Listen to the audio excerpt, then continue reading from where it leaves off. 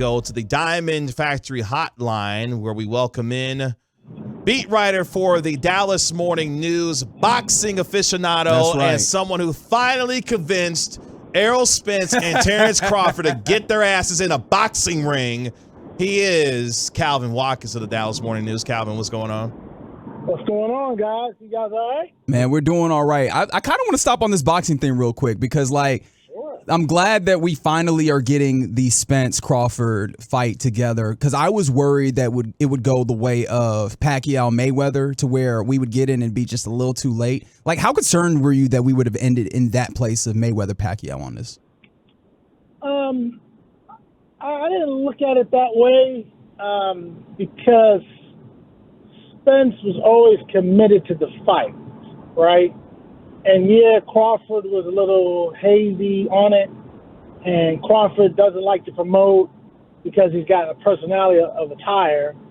And so I always felt like this fight was going to happen, especially when Spence said, I'm going to move up and fight at 154. And I think in Crawford, that would have made Crawford look really bad because everyone was looking at Crawford as the one that was avoiding Spence. And Spence was like, I don't need a tune-up fight. Let's get in the ring.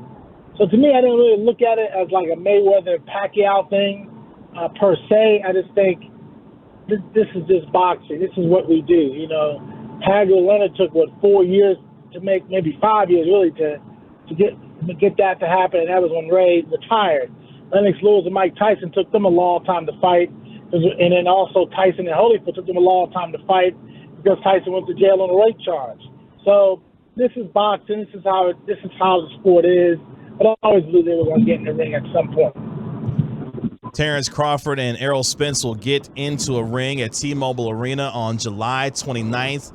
Undisputed and undefeated on the line for undisputed status at 147. Can't wait for that fight later on in July. That's when the Cowboys will be getting ready for training camp. That's a segue, ladies and gentlemen. That's right. But until then, they had their last mandatory minicamp practice for veterans. What was the vibe and the sense that you got around this team, Calvin, as they get ready to break for the summer before getting ready to travel to California here in about 5 weeks?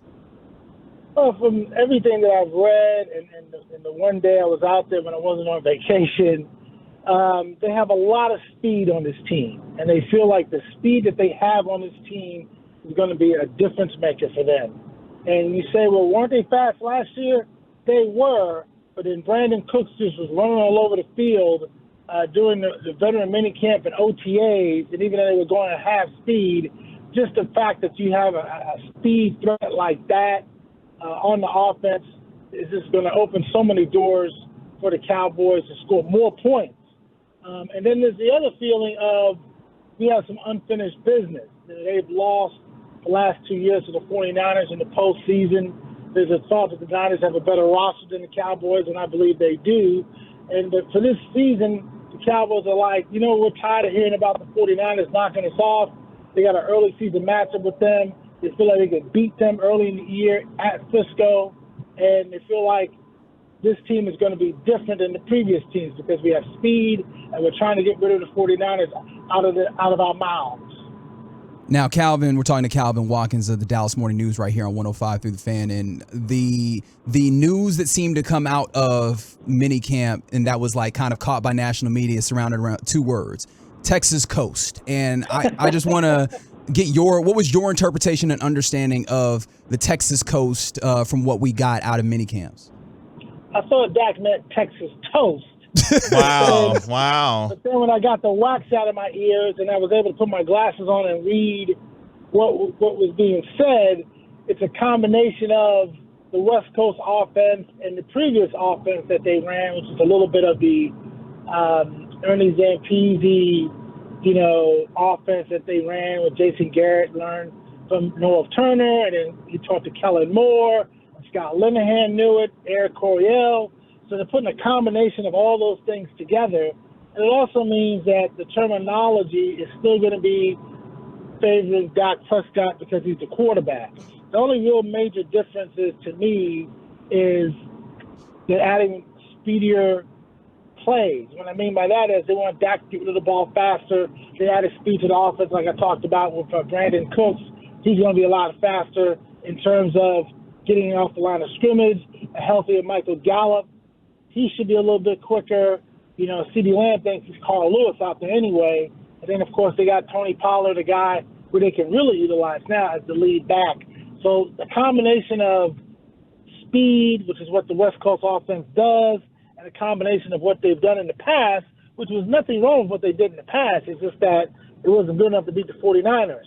So now if you add some of this West Coast offense stuff with the quicker routes and the quicker steps for Dak, things should be fine in the Cowboys' mind. Let's stick with Dak Prescott and Mike McCarthy because their relationship is going to be under the microscope this upcoming season. How important is it for Dak Prescott to have the kind of input on this offense that will make things easier for him and for Mike McCarthy to get him on that same page for this offense to be successful this year? I think they already have a really good relationship, just from the standpoint of, you know, McCarthy came in here and he let Kellen Moore run the show offensively, and he just watched from afar, and he built the relationship up with Dak. Now that he's got a solid relationship with Dak Prescott, he can say, I'm calling the plays now, and it's a smooth transition. McCarthy is well respected in the organization, obviously. Dak respects him a whole lot. There's going to be eyes on both of them because when stuff goes wrong, you're going to talk to the defensive coordinator. We could ask McCarthy after the game because he called the plays. And I also believe that Dak will have probably a lot more influence on what's going on in the field than he's ever had before. Calvin, is the talk about Micah Parsons moving around, is that like a thing or is that much ado about nothing? I think it's a little bit of a thing. I don't think we should see – I don't think we'll see Micah Parsons lined up at nose tackle, you know. I think I would say 3 or 4 times, and someone who's a smart ass will probably have the exact number, but I would say there's a handful of times that we saw Micah Parsons drop back at corner. You know what I'm saying? So Micah is an inside linebacker, he's an off-ball linebacker, and he's a stand-up defensive end. Sometimes he'll put his hand down in the dirt. Those are his primary positions. Yes, they'll move him around the defensive line from time to time to create matchup advantages for the defense, but ultimately that's what you're supposed to do with an elite talent like Micah Parsons. So to me, it's not that much of a big deal. But one of the things I did like from Micah when he did talk to the media was he doesn't care about sacks. He cares about impact. He wants to impact the game. And sometimes it's not about a sack. Sometimes it's taking on 2 blockers so someone else can get the sack. Sometimes it's rushing the quarterback and making him hurry up and give it that ball faster. That's impactful plays, not so much sacks. Yes, he does need to get sacked. I would like my pass rush who's going to get a $150 million contract at some point to bring the quarterback down. However, he does need to make impactful plays outside of sacks, and he understands that, and that's one of the main things I like about Micah Parsons. Micah, obviously the leader of this defense. Calvin, from your perspective, will the defense be the reason why the Cowboys make a deep playoff run this season? I would say it's the offense, in my opinion, because the offense got stymied against the Niners last year, and they got shut down by the Niners the previous year. I think they scored 11 points in those 2 playoff losses, if I'm mistaken. My math might be off a little bit there. But the offense has got to step up. You want a deep playoff run? Hey, man, you got to beat somebody on the road or in your building. And the defense is fine. I have no problems with what Dan Quinn has done with that defense or what McClay has done with what he's done in the draft or in free agency. It's all about the offense. The offense is going to take this Cowboys on a deep playoff run, in my opinion, more so than the defense. Along those lines, right, the idea of the offense going and being the tip of the spear, there's been a lot of talk about, you know, who's your best 5 on the offensive line, but like, I don't know if we've necessarily talked about the overall efficacy of the offensive line in the ways that, you know, the pass rush or the pass blocking wasn't the most stellar all the way through last year. Is that something that we're overlooking as a whole, like we, the media public, or we, the Cowboys onlookers in general? No, I think we should be concerned about the offensive line because Terrence Steele is starting right tackle. We're not sure if he's going to be ready for the start of the season because he's coming off that torn ACL. And Tyron Smith, who we love to death, he doesn't stay healthy. and this is a guy that we're expecting to play 17 weeks, so there are some issues with that offensive line. Zach Mark's got a little bit of a calf issue. I was told it's serious, so that's cool. But the bottom line is that offensive line does have some concerns. They're mixing and matching a lot of guys who are tackles to guard and that kind of thing, so that's some uncertainty there. But you got to put your 5 best offensive linemen on the field, and if they are able to do that, they have a pretty darn good offensive line. Calvin, as we look at the overall football team here, there aren't a lot of deficiencies that are on this football team. But really? Wow, that's interesting. I mean, there is this little matter of kicker and that kind of thing. But for you, as this team gets ready to break for the summer, what's still the chief concern for you on this football team that you would love to see addressed by the time they get to training camp, or addressed as soon as they get to training camp, if that's possible? I think they need to get another kicker, create some competition for Tristan Vizcaíno. I hate to say this, but I don't think the coaching staff is as strong this year as it was in previous years. And, that's just how I look at it. And sometimes those coaches can make a difference. So there's nothing you can do with those coaches because this is what you got. But the kicker, I think you need to add another kicker to create competition. I'm a little concerned about some of the coaches that they retained. You lose George Edwards, who's a veteran coach, and that's a big loss. Mm-hmm. That's a really big loss. Brian Schottenheimer wasn't always the greatest offensive coordinator with Seattle and the Jets and that kind of thing. So those are some issues there, even though he's not calling the plays. Mike McCarthy, they were trying to run his ass out of town in Green Bay because he was calling the plays, and then he stopped calling the plays, and he went back to calling the plays. So there's some issues with him as well. So those things concern me a lot. The kicker concerns me a lot.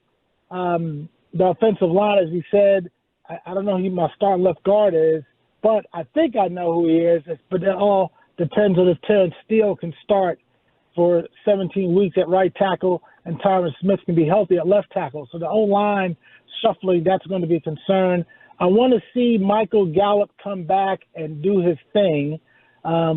We had all this talk about he was hurt, he was nicked up physically, and I get that. So now that you're healthy, you got to show us now, bro. So I like to see Michael Gallup show out a little bit. Jalen Tolbert, second-year jump, as Mike McCarthy likes to say. I like to see that. So there are some things that I am concerned about. I'm not sure who my backup running back is. Malik Davis, I like him. Rojo, I like him. But, Deuce Staley, maybe he can emerge. So there are some concerns there. And here's one other thing. The starting quarterback led the league in interceptions last year, and he missed 5 games with a broken thumb. So that concerns me. So there's a lot of concerns there. The schedule concerns me. I think 3 of the last 4 are on the road. They got to go to Buffalo. Then they got to go to Miami, late in the year. So, look, this is not a 15-win team. When I first saw the schedule, I had 9 wins. Philly is good, man. Philly got all those kids from Georgia, and they got some ball players.